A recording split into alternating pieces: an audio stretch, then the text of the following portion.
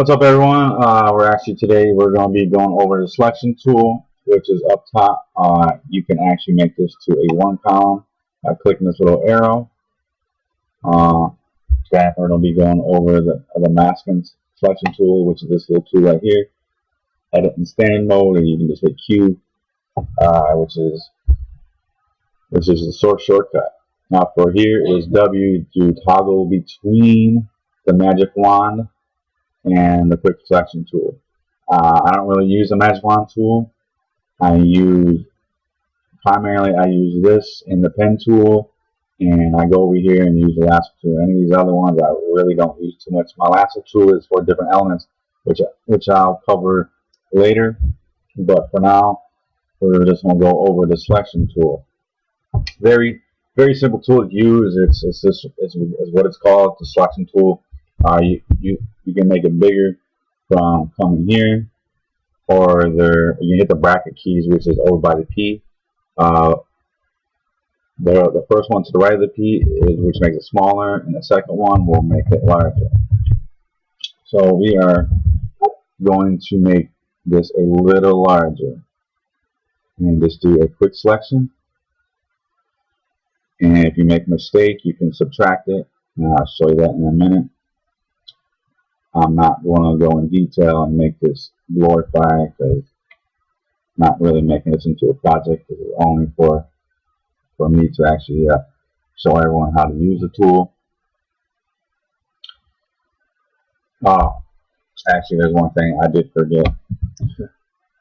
On your layers, always hit Control J to make a new layer, just in case you make a mistake. And you just don't come up here and just do your selection tool again. And if you want this layer on one layer by itself, you can just do that I showed you earlier and just hit Control J, which I usually do. Then if you want to refine it, like all your edges and things like that, you're going to come up here and hit Refine Edge, which is pretty much a mask. So say you hit Control J, and then you can move your layers by just clicking on them to move them up. Now, say obviously this thing sucks, right? But if you want to click back, and you're just going to right click, and to get off it is Control D, and you're going to right click, and this menu will pop up. So select pixels, and from here you can use it.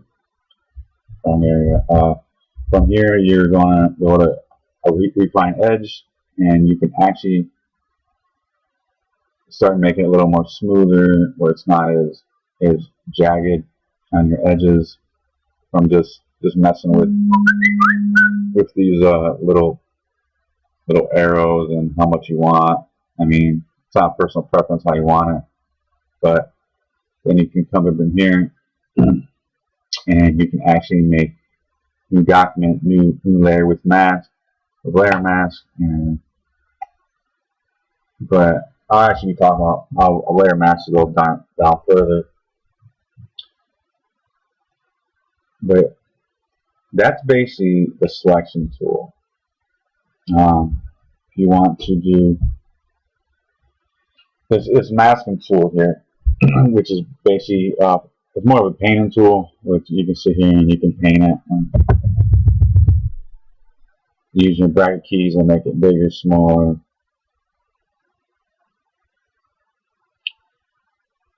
This is a lot more work in detail, but I think if you really are wanting a good selection, this is a good tool to use. You see there's some stuff right there I overdid.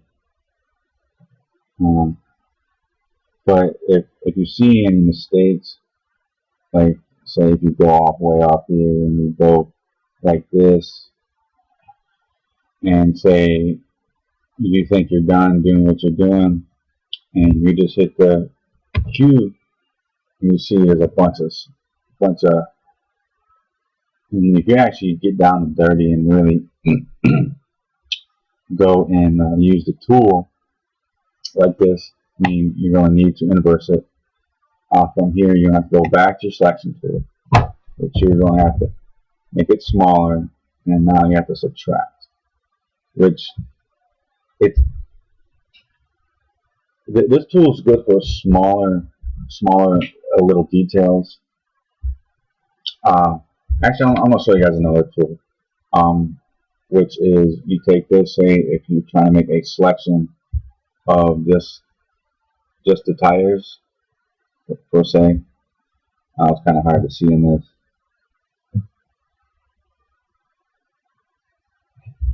but this you'd really have to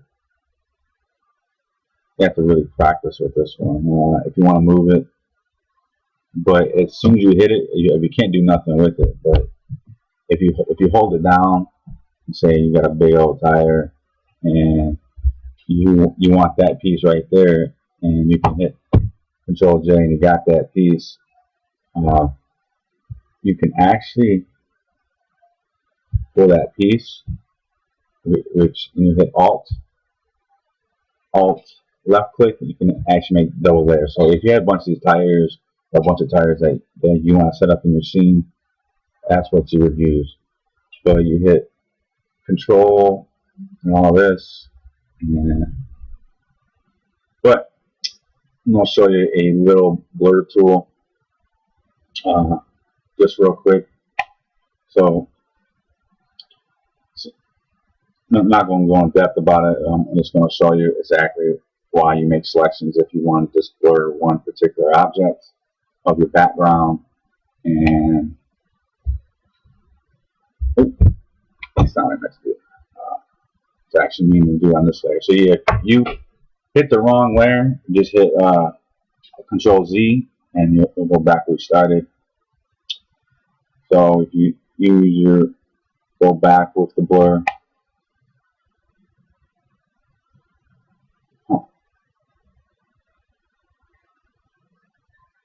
So okay, yeah, that's because all these layers are on top of it.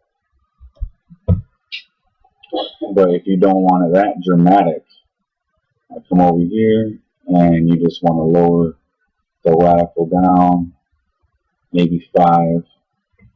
Only thing I don't like about this one, it don't really give you a.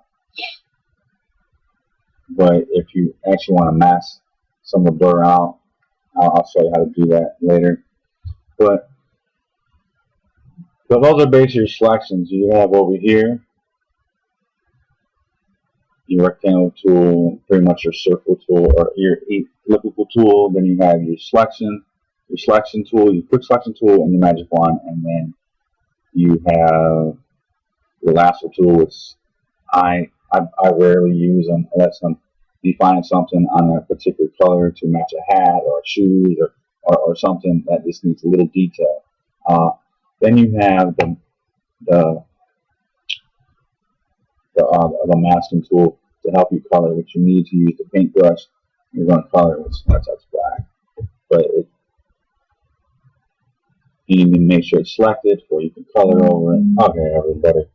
Well, that's pretty much the basics. I'm not trying to go in detail. My next lesson, I'm actually going to go through actual masking and refine edging and show you how everything you get everything going to start maybe just a little project. Nothing really big, but just something small. All right, everybody. You have an awesome night.